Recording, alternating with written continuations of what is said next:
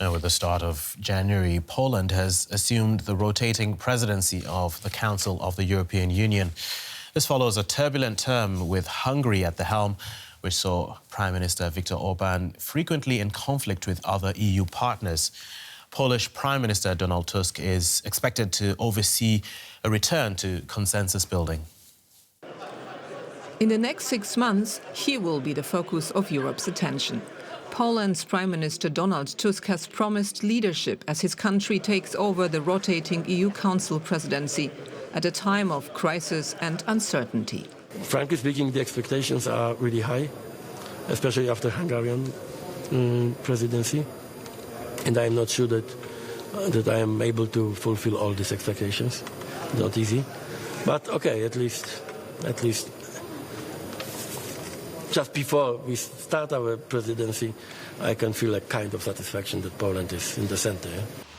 Warsaw says it wants to focus on security in all its possible dimensions, from ensuring stable energy supplies to economic and food security and combating disinformation. That may be just what the EU now needs, according to foreign policy expert Bart Szewczyk. Yeah, it's a very ambitious agenda, and the Polish team comes at the right time for Europe because there's a lot of security challenges in Europe and across the world. And it's a pretty impressive team, from Prime Minister Tusk to Foreign Minister Sikorski. It's a well-seasoned team. They've been in these positions before. They know Brussels very well. The priorities outlined by this team come as no surprise. Bolstering EU support for Ukraine, scaling up arms production in Europe, deeper integration of EU military industries.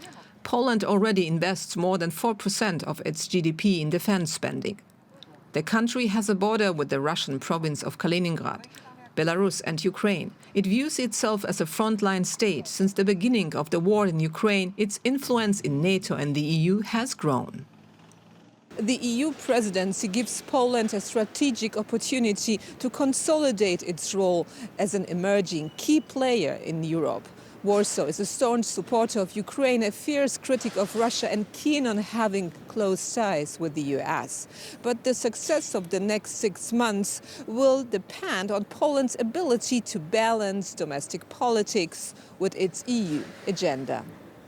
The rivalry between Tusk as Poland's center-right prime minister and President Duda, a member of the nationalist Law and Justice Party, has been a driving factor in domestic politics. But could their parties competing in the upcoming presidential election upset Poland's ambitious goals for the EU?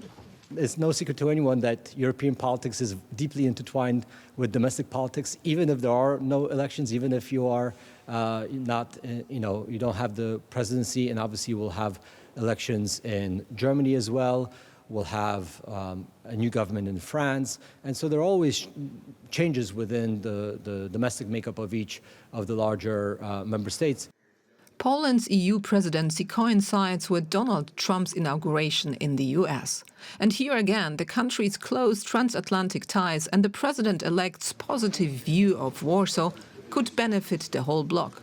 The next months are Poland's moment to shine, with quite high expectations indeed.